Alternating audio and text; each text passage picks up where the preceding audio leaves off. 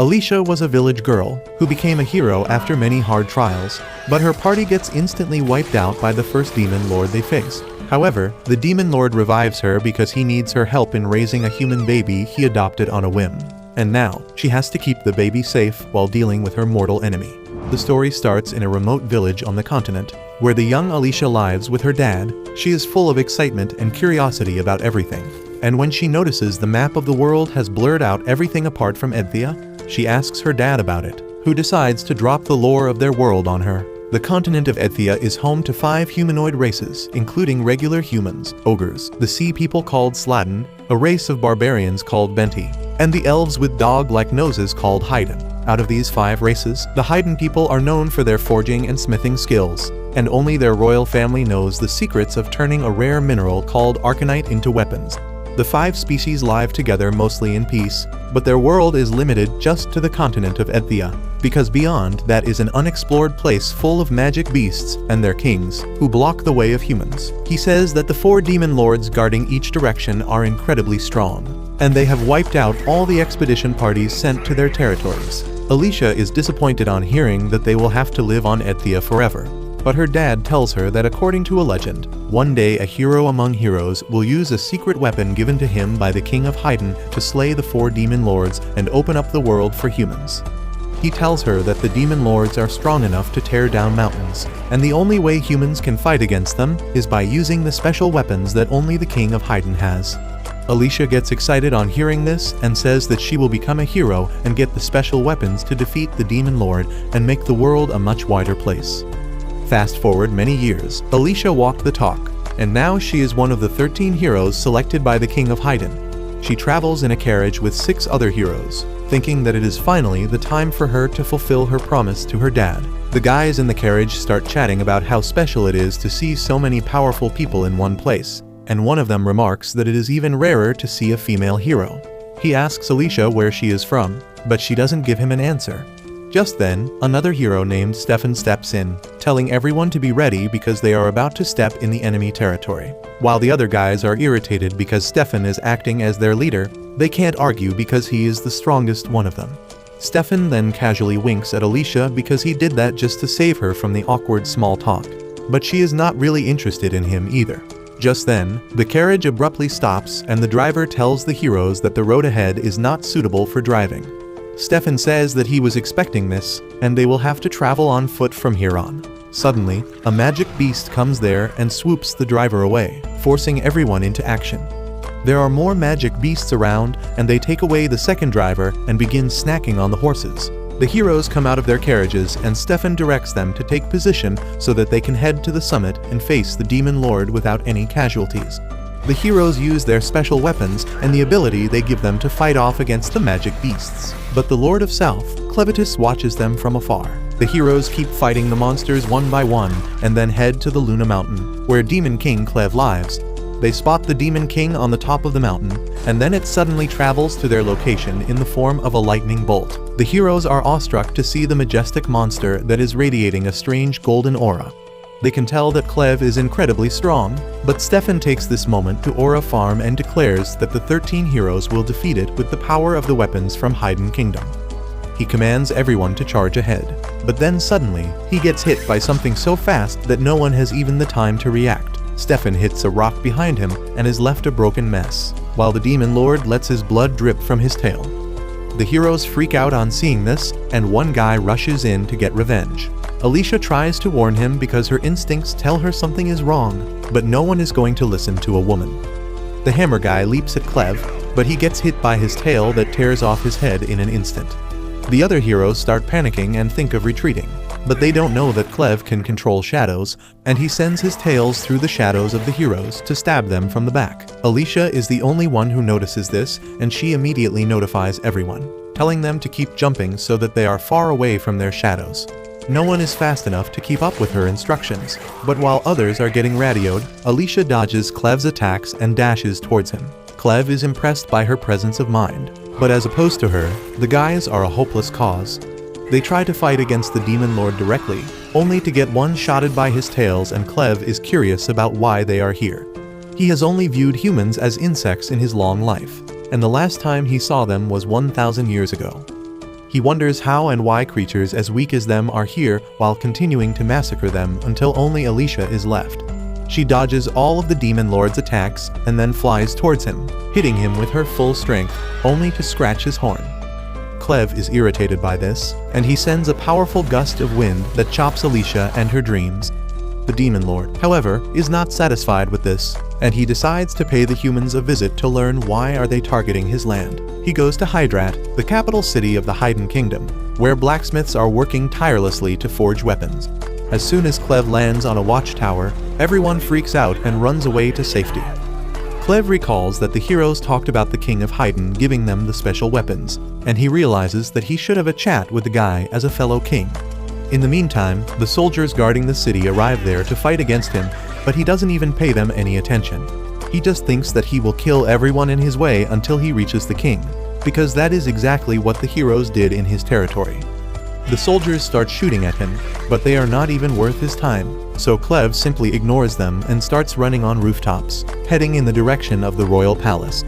The royal guards also get ready to face him and bring out their big weapons, but their attacks are too slow and too weak to do anything against him. He simply tears down the palace walls to get rid of them, and a messenger runs to the king to inform him about the situation. Judging by the tremors and the loud sounds, the king had already guessed that the heroes have failed and the Demon Lord is here. He says that the strength of the weapons he gave to the heroes might not have been up to the mark, and he failed to make the legend come true in his age. His soldiers tell him to flee to safety, but the king refuses because he knows that there is no running away from the Demon Lord. He decides to use his remaining time to seal the forge deep within the palace, because if that is destroyed, they will lose their means to ever fight back against the magic beasts. Meanwhile, the royal guards bring out special weapons that use the same red metal arcanite as the heroes' weapons, and Cleve realizes that this is the only thing that poses any real threat to him. He remembers that Alicia's attack scratched his horn, and he begins thinking that even insects can be dangerous with proper weapons. He immediately destroys the weapons, and then decides to destroy the forge as well, because he doesn't want humans to grow any stronger. Back in the palace, the king opens the door to the forge, but just as he is about to enter it, the rumbling grows louder and closer. The king closes the door, choosing to stay outside the forge instead, and just then, the roof is torn apart by Cleve, who tells the king that he was searching for him. The king is shocked to see him speaking the human language, and says that a beast should not use their language. Cleve tells him to be careful about his words because if he doesn't like them, he will destroy not just his kingdom, but all of humanity. He asks the king to tell him what kind of people are the humanoids who live in Edthia, and why do they keep coming to his territory even when he has stopped them every time. The king decides to go out like a true Aura farmer and tells the Demon Lord that a beast like him won't understand his reasons. Cleve just swipes his head away with his tail and decides that he will eradicate all 5 humanoid races. As he walks back while planning to raise an army, he hears the sound of a crying baby. He decides to ignore the baby, but then the woman who got crushed under the rubble trying to protect the baby asks him to stop. She asks him to save the child, and Cleve is dumbfounded because no one in their right mind would ask him to save someone. He simply tells the woman that he is planning to destroy all of humanity, and she should blame the fact that she was born as a human for her death. The woman tells him that children can't choose when and where they are born, and he should not let the kid die just because the adults tried to harm him. Her words force Cleve to turn around, and he asks her to prove that the child is worth saving. She tells him that she can't do it because she is going to die, but when the child grows up, he will prove his worth himself. She dies with that, and Cleve decides to take the boy with him after all. He is not really convinced by what the woman told him, but for him, a human's lifespan is too short, and he could use this chance to observe one up close. Back at the Luna Mountain, the magic beasts try to eat the boy, but Cleve scares them away. He is already getting irritated by the baby's constant crying, and he uses a bit of his power to restore the baby's strength, but he knows that it won't be enough. He doesn't know the first thing about humans and throws the baby into a pile of poop eating bugs when he soils himself. The baby starts crying even harder at this, and Cleve feels like he made the worst mistake of his life in bringing him here. However, as the king of magic beasts, he can't go back on his decisions just because he is inconvenienced. He plans to watch over the kid and then decide if the humanoids are worth saving, and the most important for the baby to grow up well is a mother.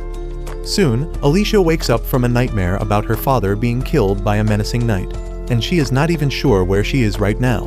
As soon as she hears Clev's voice, she turns around and tries to draw her sword.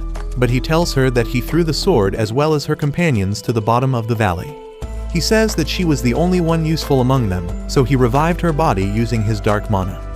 Alicia can't understand what he means by that. Suddenly, she notices that her leg that was torn off is attached to her body again, and she realizes that she died, and now she is just a zombie running on the Demon King's magic. She is utterly confused by that. But then Cleve tells her to get to work and show him her mommy milkers. Alicia freaks out because she didn't expect even the Demon Lord to be a gooner, but he tells her to stop stalling because the baby is hungry. When she doesn't obey, Cleve uses his power to control her body against her will, and he makes Alicia strip, only to find that she can't produce milk because she is a virgin. Alicia lashes out at Cleve for not knowing even this, but he calls her a useless instead. She is flustered by this and demands him to kill her rather than humiliating her like this. But Cleve pins her to the ground, telling her that as long as his power flows through her body, she can't be killed. The baby suddenly starts crying, and Cleve says that he can't do anything about its hunger even with his power. Alicia asks him why the hell does he have a Hydnian baby with him, and he tells her that he wants to see the child grow up and judge humanity based on him. He tells Alicia that she is going to give all the information he needs about raising a kid, and the first thing he asks her is how to feed the baby. Alicia can't go against his command and says that he needs to find a wet nurse to feed the baby, and most people hire one using money.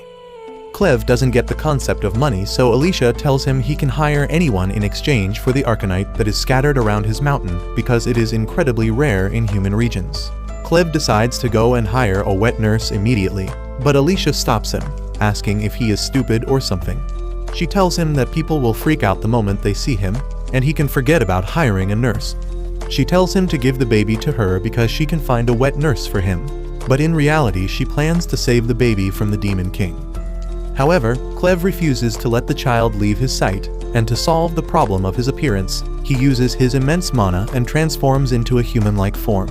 Alicia freaks out on seeing this, and Cleve tells her that he took the form of the human protecting the child using his power to control the shadows. She tells him to do something about his tails as well, and Cleve sends them inside his shadow, but he doesn't hide the horn. He then decides to name the child Luna after the mountain that is his home, and tells Alicia to lead him to a wet nurse. On the way, they stop at the campsite where Alicia and the other heroes stayed because there is a river nearby. He tells Alicia to wash Luna carefully and keeps nagging about the details. She is annoyed, but also surprised that even a demon lord can have OCD. Once she is done washing the baby, Cleve tells Alicia to wash herself because she is covered in blood and dirt, which is not a good thing for the baby. He also gives her the cloth that Luna was wrapped in, and once Alicia washes the shit stains off it, she finds the crest of the Haydn royal family. She freaks out on realizing that Luna is actually from the Haydn royal family, but she is unaware how Cleve got him. She immediately confronts him about it, asking how he could kidnap a member of the royal family, but Cleve informs her that Luna was actually entrusted to him. Alicia doesn't believe him, but Cleve shares the details about how an injured woman told him to take the baby after he destroyed the royal palace and killed everyone there. Alicia panics on hearing this and says that everyone will be looking for the kid because only the royal family of Haydn knows the secrets to turn Arcanite into weapons. However, she soon realizes that she overshared, because after knowing the true legacy of the kid, Cleve decides to make him the puppet king of Haydn and use him to control the kingdom from the shadows. Alicia realizes that she made a mistake, but she is certain that Cleve is obsessed with Luna for some reason. She thinks that if someone harms Luna, Cleve might crash out and destroy all of humanity, and she will stop that at all costs as that is her last job as the hero. The two of them soon reach human territory and immediately get ambushed by some bandits. Alicia tries warning Cleve about it, but it is too late, and he gets bonked hard by the bandit. Alicia realizes that the bandits are going to die now, but then suddenly, Cleve falls to the ground and starts bleeding out. Alicia can't believe her eyes and starts screaming, so another bandit hits her in the back of the head to knock her out. Soon, the rumbling of the bandit carriage wakes Alicia up, and she gets shocked to see that she has been captured along with Cleve. She asks him how can he be so calm in a situation like this, but Cleve tells her that Luna is safe, even though he was crying a lot till now. Alicia crawls towards Cleve, asking him how could he be knocked out with just one hit from the bandit. She asks if he has become as weak as a human after taking this form, and Cleve tells her it is not like that. He was just too shocked at how fragile the human body is, so he fell down and decided to play along. Alicia asks him why don't they run away now, and Clev replies that as long as he makes Luna the king of Haydn, he plans to hide his true identity. Moreover, he wants to see this side of humans as well. He asks Alicia to explain what is going on here and why these injured people are being carried like luggage, and she tells him that they were all attacked by the filthy bandits, and they are probably going to be sold off as slaves. Clev asks her how strong the bandits are, and she replies that they are decently strong as far as humans go, but they don't hesitate in using any dirty tricks, which makes them an irritating opponent. She asks Clev not to base his idea of humanity on the bandits of all people, but he is more curious now. Soon, they arrive at a deep mine where the bandits tell their prisoners to get out. They sort the men and women separately, and as one guy tries to make a run for it, a bandit sends him to the afterlife by throwing a dagger at his back. The bald bandit then declares that they are the Ravens, and anyone who tries to flee or disobey them will be killed. He then tells everyone to keep moving, but asks Alicia to come with him because he has got some plans for her. Clev just watches her being taken away, when a blonde bratty woman calls him towards her cabin. She is not really pleased to see that he has brought a kid and calls out another slave, Nell, who is carrying a pile of bed sheets. She trips as she tries to hurry up, dropping all the bed sheets, and the blonde Carmel scolds her. She then tells Nell that one of their new slaves has got a child, and it is her duty to look after kids. As soon as Nell sees Luna, her eyes light up. On the other hand, the bald bandit takes Alicia to the office of another bandit named Vrak, who is currently the temporary boss of the bandits. The bandit, however, refused to acknowledge him as their boss, and he threatens to let his pet dark beast loose on them if they don't obey him. The men get scared because they are facing a troll, who for some reason obeys Vrak and communicates well with him.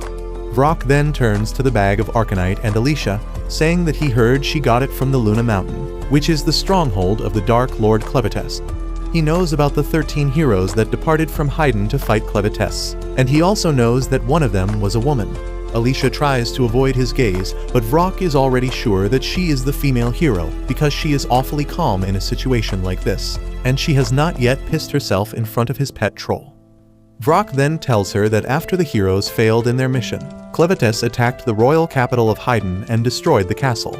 He says that it was the best news for their bandit crew, and then unsheathes his knife that has a red edge. Alicia is shocked to see this because only special weapons made from Arcanite have red edges, and only Haydn royals can create them. Vrak tells her that he has heard all about the legendary weapons with special abilities that make their wielder stronger, but the one he has is not a real one. Alicia is surprised to hear that, and he tells her that he doesn't sell just slaves, but also fake magical weapons, and most people are too stupid to know the difference. Vrak then begins explaining the law of supply and demand to Alicia, saying that if the rumors about the Haydn royal family dying are true, it means that these magical weapons can't be created anymore, which increases the value of the already created weapons by a huge amount. The most valuable weapons would be the ones that the heroes carry, but since the heroes die deep in the uncharted territory, they can't get them. However, now that they have a living hero with them, Vrak is sure that they can find the weapons and sell them for a high price. He asks Alicia to tell him where they are, but she refuses to open her mouth, and he decides to let her stay silent for now because he will take her to the Luna Mountain tomorrow to find the weapons. The other bandits say that they can use her to look for their other goal, but Vrak tells them that she is too precious to risk her life, and the other slaves are enough for that. He then tells the bandits to have fun with Alicia if they want, and they start thinking of calling him boss after all. On the other hand, Clev is working in the restaurant run by the blonde bitch Carmel. Her only customers are the bandits whom she serves in more ways than one, and Nell's duty is to breastfeed Luna because the radius of her milkers is larger than her ick. The bandits keep ordering her around and kicking her for being slow, and timid Nell just takes it all without complaining. Meanwhile, Clev works as a waiter, giving food to anyone who calls for him, and Carmel thinks that it would be a shame to sell a good worker like him. However, she is also creeped out by him because he has this strange intensity about him. Just then, a guy trips Nell while she is carrying some rum bottles, causing the bottles to fall and break. He accuses her of being clumsy and breaking the bottles and drags her outside along with his friend, saying that she needs to be punished again. Clev just watches this happen curiously as some bandits laugh at the taste of the weirdos who took Nell outside. The sick perverts spank Nell till she is crying and then tell her not to spill booze again, and she wipes her tears because she needs to hurry and take care of the baby. Meanwhile, the two weirdos keep mocking her for being so stupid when they start feeling dizzy out of nowhere. The very next moment, they cough out blood, fall dead on the ground, and are absorbed by Clev's shadows.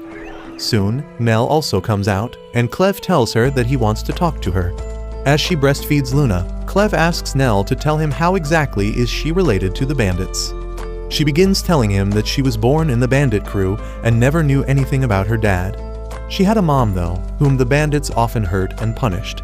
Nell could not understand what was happening because she was born dumb, but once she turned 12, her mother disappeared. Nell didn't know if her mother died or ran away, but then one day, a bandit came to her and started beating her for no reason. It was then that she realized that her mother was protecting her. The bandits didn't show any mercy, and they broke most of her teeth and left her deaf in one ear. They began treating her like cattle, but when Carmen opened her restaurant and brothel, things became a little better. She taught Nell about how to handle men so that they get satisfied quickly and leave her alone, and even though it wasn't much, it helped her. Nell says that now she produces a lot of milk to feed babies, and Clev recalls that only women who have given birth can produce milk. He asks her where her baby is, and Nell gets gloomy, saying that it was born dead. She says that she blamed herself and wanted to die so that she could meet her baby on the other side. But when she woke up, she found a baby she didn't know drinking her milk to survive. That sight warmed her heart, and she decided to live a little longer. She tells Clev that she had 2 more stillborn kids after that, but she stayed here because there were other children who always needed her.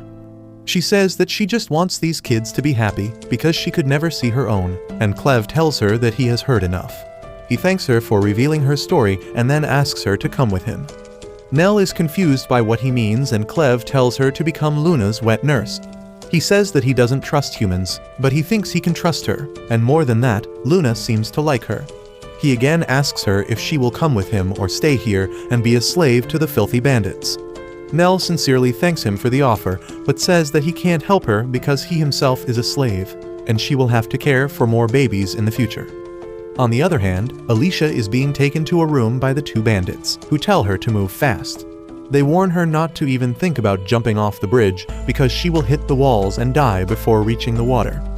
Just then, she sees a guy with a rope tied around him getting ready to jump into the lake, and the bandits mock him for being hopelessly stupid.